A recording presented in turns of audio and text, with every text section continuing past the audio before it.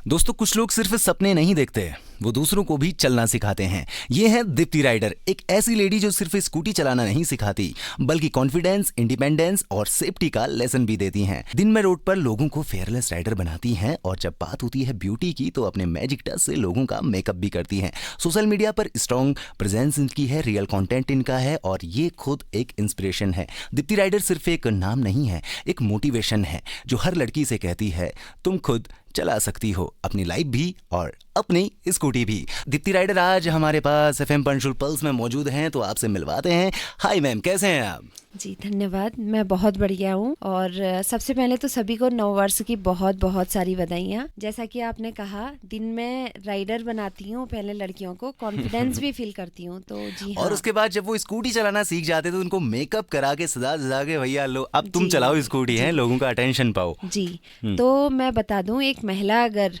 अपने लिए एक दिन का 2 घंटे 3 घंटे सेव कर लेती है तो वो कामयाबी की ओर अपने कदम आगे बढ़ा रही है। सबसे पहले तो मैम आप हमें ये बताइए कि आपने कब से लोगों को राइडर बनाना शुरू किया, यानी कि स्कूटी चलानी सिखाई? 2014 में मैंने स्कूटी चलाना शुरू किया, सिखाना। अच्छा। तो उस टाइम पे मैं अपने जितना मेरा जो प्रोफेसर जो मेरे को पढ़ाते थे उनसे ज्यादा मैं स्कूटी सिखा के अर्न कर लेती थी तो उस टाइम पे। तो तब से मेरा था कि काम ऐसा करो जिससे मैं दूसरों के काम आ सकूं। अगर मैं पेमेंट ले रही हूँ उनसे स्कूटी सिखाया हुआ, तो उसमें मेरे को पैसा नहीं चाहिए, साथ में उनकी दुआएं चाहिए। तो मैम अभी तो आप सभी लोगों को स्कूटी सिखा रही हैं, आपने बताया 2014 से आपने शुरू किया था, तो आप ये बताइए आपने खुद कब सीखी स्कूटी चलानी? जी, जब मैं 6th क्लास में पढ़ती थी, 12 साल की छोटी सी बच्ची थी। अच्छा। तब मैंने स्कूटर चलाना सीखा था। 8th में मैंने बाइक चलानी सीखी थी। अरे वाह, फिर तो आप स्कूटी बाइक अभी दोनों चीज सिखाते होंगे लोगों को। बुलेट, सारा कुछ। कार भी सिखा लेती हैं क्या? कार चलाती हूँ, सिखाती थी, लेकिन कार में बहुत ज्यादा वो नहीं लगा मेरे को कंफर्टेबल। तो आप मुझे ये बताइए कि आपने बोला 2014 में आपने शुरू किया था, तो कैसे लगा कि नहीं मुझे अब सिखाना शुरू करना है? एक्चुअली मेरा पहला बेटा है, उसको क्लब फुट था। क्लब फुट था, मिडिल क्लास फैमिली से बिलोंग करने के बाद अस्पताल में जाते थे जब हम, डॉक्टर के यहाँ पे लंबी लाइन लगी है। पैसा और पहचान, 2 चीजें इंसान के जीवन में सबसे ज्यादा काउंट करती हैं। ये मेरे को तब रियलाइज हुआ। मैं पढ़ाई में अच्छी बच्ची थी, लेकिन मेरी शादी कम एज में हो गई थी। 17 साल में शादी हो गई थी, 18वें साल में मेरा बेटा हो गया था और उसको था क्लब फुट। जब मैं 12th स्टैंडर्ड में पढ़ती थी मेरी शादी हो गई थी। BSc फर्स्ट ईयर में मेरा बेटा हो गया था। MSc फर्स्ट ईयर में मेरी बेटी हो गई थी। तो बेटी के होने के बाद मेरे को रियलाइज, मतलब एक लेडीज स्कूटी सीखने जाती थी किसी और जगह, उनकी और उनकी आपस में क्या बहस हुई मुझे नहीं पता, तो मैं उनको लेके गई थी। जो मेरे साथ रियल में हुआ घटना वो मैं आपको बता रही हूँ। मैं उनको लेके गई थी, उन्होंने कहा दीप्ति यार 100 रुपए का पेट्रोल डालूंगी, मेरे को APS तक छोड़ दे। ये APS ग्राउंड की बात है, यहीं तक छोड़ दे। तो जब वो उसको छोड़ने आई मैं उस लेडी को, उन्होंने 100 का पेट्रोल डाला मेरे, तब मेरे लिए 100 रुपए बहुत काउंट करते थे। तो मानो आज के 10,000 जितने काउंट करते हैं उतने उस टाइम के 100 रुपए भी थे। 100 ने लगभग। तो मैं बहुत ज्यादा प्रेसियस था वो 100 रुपीज का जो अमाउंट था। तो उस लालच में 100 रुपए के पेट्रोल के उससे मैं आ गई। तो वो देखी है, खाली दूसरे को देखने आई है वो केवल। तो तब मेरे को, मैंने बोला यार आ जाओ, बैठो आगे और मैं आपको सिखा देती हूँ। ऐसे ही बोला मैंने। मैं 6 मंथ प्रेग्नेंट थी तब। अच्छा। 6वां या 7वां महीना मेरा चल रहा था, ऐसे ही था। तो मैं पहले से ही वो ब्रेव राइडर और मतलब 6ठी क्लास में जो आपने हौसला स्कूटर चेतक चला के जीत लिया था ना, कॉन्फिडेंट थी एकदम। जो काम करना है कॉन्फिडेंस के साथ करना है, ये चीज थी मेरे पहले से ही। तो मैंने उनको बिठाया आगे और एक चक्कर लगाया और इत्तेफाकन 1-2 चक्कर में उनका बैलेंस भी बन गया। तो दोनों की पेमेंट से रिलेटेड कुछ बहस हुई, तो मेरे पास में स्पीकर खोल के वो मैम भी बैठी हुई थी। तो जो है उन्होंने बोला कि वो जो दीप्ति है ना, उसको बोले कि बेड रेस्ट करे, पेट का बच्चा पेट के अंदर ही जाएगा उसके, मतलब मर जाएगा। अच्छा। हाँ, अगर स्कूटी में बैठी तो ये हो जाएगा। ये वर्ड्स उनके थे। मतलब आज मेरे उनके साथ बहुत अच्छे रिलेशन है और मैं उनसे कहती हूँ कि अगर आज मैं दीप्ति बिष्ट हूँ, अगर आज मेरे को लोग राइडर दीप्ति बिष्ट के नाम से जानते हैं, तो total credit goes to you. अरे वाह। हाँ, क्योंकि एक कटाक्ष या एक मतलब जो कठोर वचन होता है, शब्द होता है ना, हाँ, जो लग जाता है, वो कहीं ना कहीं आपके लाइफ का टर्निंग पॉइंट होता है। अरे वाह। और ये मेरे लाइफ का टर्निंग पॉइंट रहा। फिर मैंने स्कूटी सिखाने का काम शुरू किया। 2,500 में मैंने फर्स्ट लेडी को स्कूटी सिखाई थी। 2014 में। 2014 में ₹2,500 और वो भी सीखने के बाद दिए उन्होंने। स्कूटी थोड़ा टकराई भी, टेंशन भी हुआ, ऐसे कैसे होगा क्या होगा। फर्स्ट मंथ मैंने 7,000 रुपीज अर्न करे प्रॉफिट के, दूसरे महीने 17,000, तीसरे महीने 27,000, फिर ये बढ़ते गया। अब मतलब टच वुड एवरीडे 8-10 लोग 15 लोग मेरे रहते ही हैं सीखने वाले स्कूटी। अरे वाह। हाँ। तो अभी आप हमें ये बताइए, अभी हम सब लोग आपको जान पाते हैं, ज़्यादातर लोग आपसे कनेक्ट हो पाते हैं सोशल मीडिया की वजह से, तो फिर स्कूटी के साथ साथ ही सोशल मीडिया आपने कब शुरू करा? जी, तो ये भी स्कूटी से ही आया है सर ना। मैंने बोला था ना कि लाइफ में कुछ परेशानियां आती हैं तो उसके पीछे बहुत अच्छा भगवान आपके लिए कुछ अच्छा सा लिखते हैं, अच्छा सा सोचते हैं, तब आपकी लाइफ में छोटी मोटी परेशानियां आती। मैं स्कूटी ट्रेनर थी तो मैं स्कूटियां लेते रहती थी। मैंने शोरूम से एक स्कूटी निकाली, मेरी स्कूटी एक ठुक गई थी, एक्सीडेंट हुआ खतरनाक वाला। तो उसके बाद जो है वो स्कूटी मेरी रिपेयरिंग के लिए गई थी, इतने में मेरा जैसे तैसे मैंने एक स्कूटी और ले ली, नई शोरूम से ली, लेकिन इत्तेफाकन वो स्कूटी इतनी खतरनाक आई मेरी कि गंदी अच्छा उल्टा हो गया। उल्टा हो गया। वो डेली मैकेनिक के पास लेके जाना होता था मेरे को। लगभग 1-1.5 साल वो मेरे पास रही और 365 दिनों में से लगभग 100 दिन वो मैकेनिक के यहाँ रही। अच्छा, इतनी खतरनाक स्कूटी थी। तो उसी मैकेनिक के पास जो दौड़ थी ना मेरी, उस बीच मेरी मुलाकात हुई मोनू सागर भैया से। तो वो वीडियो बुलेट का काम कर रहे थे, साथ में वीडियो बना रहे थे। तो मैंने बोला भैया ये क्या कर रहे हो? तो उन्होंने बोला अरे ये तो इससे तो मेरी अर्निंग आती है अच्छी खासी। तो मैंने बोला भैया मेरा भी कर दो। तब तक मेरे को यूट्यूब होता क्या है ये भी नहीं पता था। एक्चुअली 2017 में लोगों को पता भी नहीं था कि यूट्यूब है क्या, कैसे होता है। यूट्यूब में वीडियोस दिखती हैं, कुछ नहीं पता था उस टाइम पे। कुछ बहुत फेसबुक चलता था थोड़ा बहुत। बिल्कुल। और वो भी फेसबुक चलाना भी इनसिक्योरिटीज से भरा था कि कैसे चलाएं क्या चलाएं। लड़की के लिए फिर ज्यादा था, हमारे लिए ज्यादातर, फिर महिला के लिए मैं कह सकती हूँ। प्रॉपर फेस दिखा के सबसे बात करना, वो तो ऐसे करके। तो फर्स्ट वीडियो मेरी जो है फिल्मोरा एक ऐप आता था, वो बीच में फिल्मोरा चल रहा है और इस टाइप से मैंने वीडियो बना के एडिट करके अपलोड कर रही थी। मेरे को बोलने में भी हेजिटेशन हो रही है, बार बार मैं रुक रही हूँ, लेकिन practice makes a man perfect.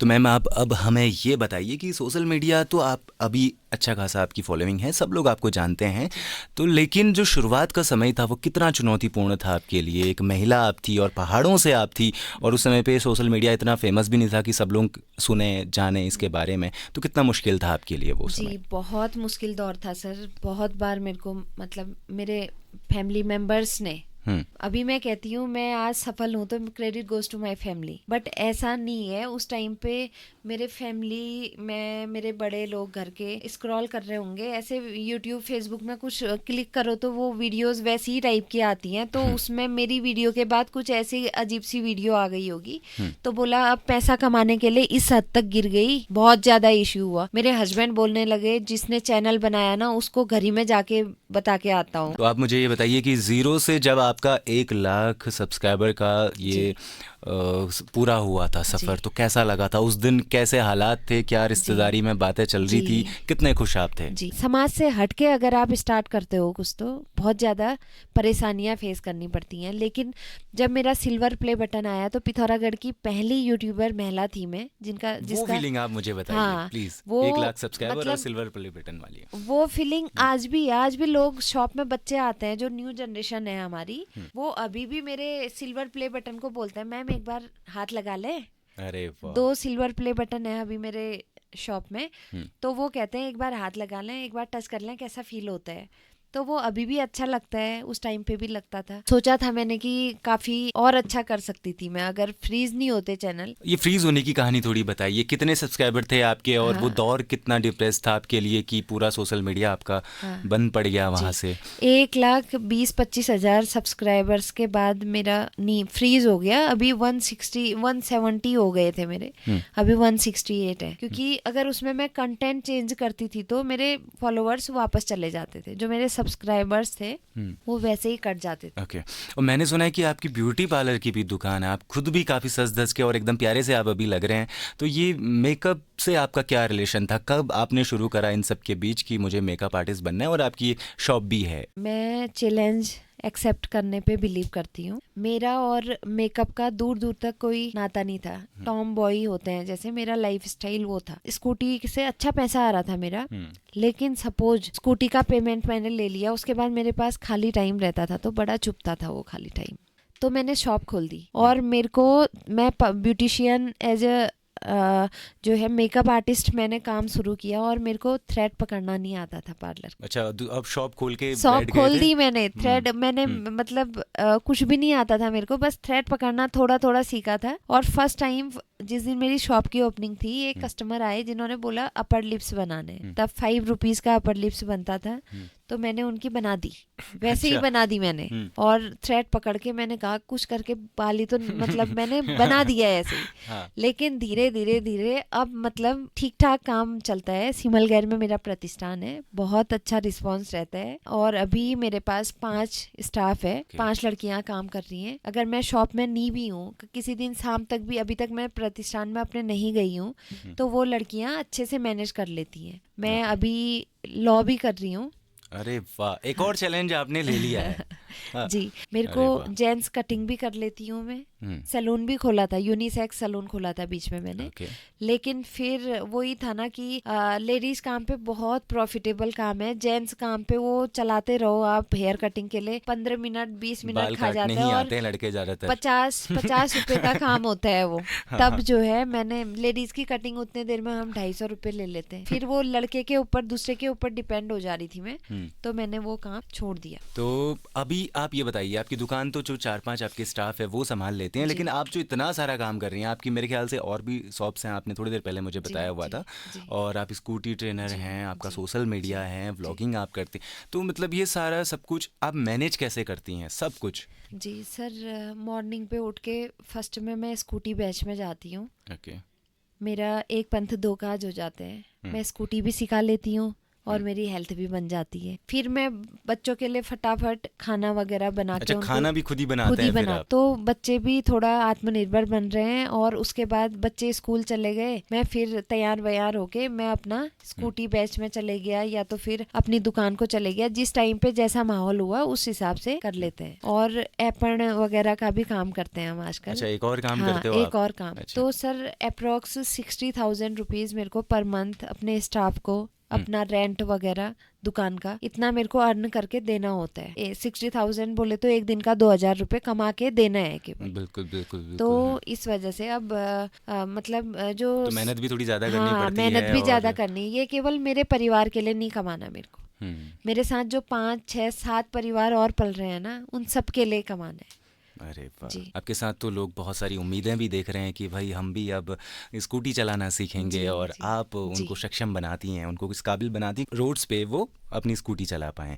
और मैम, आप अब हमें ये बताइए कि जब आप स्कूटी चलाना सिखाती हैं लोगों को, तो कभी ऐसा हुआ है कि बहुत भारी नुकसान आपको सहना पड़ा हो? अरे यार, क्यों सिखाई इसको, इसने पूरी गाड़ी का सत्यानाश कर दिया, तोड़ फोड़ दी हो किसी ने स्कूटी? जी जी जी, हुआ है सर। जब आप कुछ अच्छा कर रहे होते हो तो पीछे से खींचने वाले लोग भी 1000 आते हैं, और चैलेंजेस भी बहुत सारे आते हैं। एक बार एक मैम स्कूटी सीखने आई थी, अच्छा खासा चलाने लगी थी, और टाइम भी पूरा हो गया था उनका, लेकिन एक हफ्ते बाद वो मिलती हैं और बोला एक चक्कर लगाने दे मेरे को। और मैं मना किया फर्स्ट बार, मेरे से बड़ी थी थोड़ा, तो फिर मैंने दे दिया। मैंने कहा दीदी यहाँ से इस कॉर्नर से उस कॉर्नर जाओ। लेकिन उन्होंने ऐसी स्कूटी चलाई कि उन्होंने सीधे एक लेडीज को ठोक दिया। उसमें मेरी कहीं से कहीं तक कोई गलती नहीं थी। वो खुद एक्सेप्ट कर रही थी उस टाइम पे जब एक्सीडेंट हुआ उनसे, कि आपने मेरे को मना किया था, आपने वहां नहीं जाने को बोला, और मेरा दिमाग काम नहीं किया। मैंने रेस कम करनी थी, मैंने बढ़ा दी। जैसे ही पैसे भरने की बारी आई, उन्होंने सारा ब्लेम मेरे सर में डलवा दिया। उससे पहले सब कह रहे थे कि मेरी गलती है, मेरी गलती है। जैसे ही पैसे भरने की बात आई तो बोला सारा ट्रेनर ये थी। मैंने बोला मैम, मैंने बोला आपसे लेके जाओ। प्रधान का चुनाव भी लड़ी में, और वो ठीक टाइम पे ये भी हो गया। हाँ, और साथ में वो हारी। मतलब वहां से जैसे ही उस दिन मैं सुबह से ही परेशान थी कि पता चला मेरे को कि वोट मेरे को कम पड़े हैं। ठीक है, लेकिन जो होता है अच्छा होता है। भगवान जो भी, अगर वहीं पे कुछ बड़ी घटना हो जाती, मैं हमेशा इस बात से खुश होती हूँ कि भगवान छोटे में आपने निपटा दिया। कोई बात हाँ, नहीं, आप सब नॉर्मल है। और मेरे को अपने जीवन पे जो बहुत सारे लोग आते हैं स्कूटी से, मेरे को तो नहीं आई, मैं चिढ़ जाती हूँ उस टाइम पे। मैं कहती हूँ नहीं का शब्द मत करो, नहीं शब्द का इस्तेमाल आप, क्योंकि हम जो बोलते हैं हैं वो हमारे जीवन में होता है। देखिए, जैसे कि आप चाहते हैं कि सिर्फ मैं अपने लिए ही ना कमाऊं, मेरे साथ साथ और भी घर परिवार चलें, उसी में एक आपकी एक और अच्छी बात है जो हमें मालूम पड़ी है कि जो कैंसर पेशेंट होते हैं उनको आप हेयर डोनेट भी करते हैं। इस बारे में थोड़ा प्लीज़ हमें बताइए, और कैसे अगर कोई लोग आपसे जुड़ना चाहें, इस पर किन्हीं की सहायता करना चाहें तो कैसे कर सकते हैं? जी, कैंसर पेशेंट के लिए भी हम लोगों ने जो है बाल कम से कम 10 बार लोगों के पूरे हेयर हमने डोनेट किए थे। अरे वाह। हाँ, और किसी को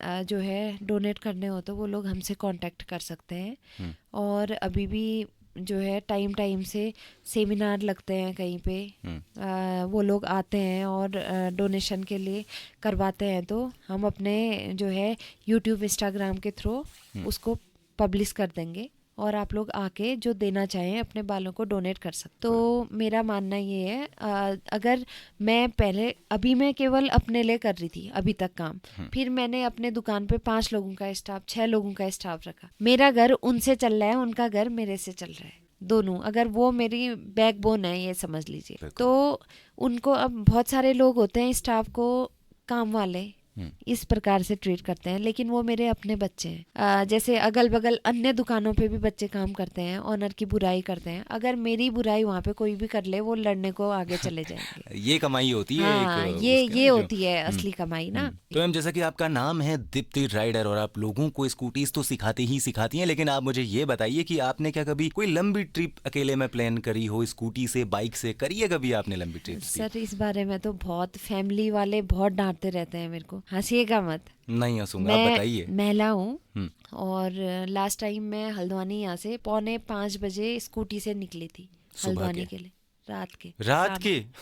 अच्छा, आप तो बड़े मतलब इतने 4:45 बजे शाम को मैं पिथौरागढ़ से निकली थी अपनी बिटिया के साथ में। चंपावत में अंधेरा हो गया था, लेकिन इतना मजा आया, वो ट्रिप इतनी मस्त थी।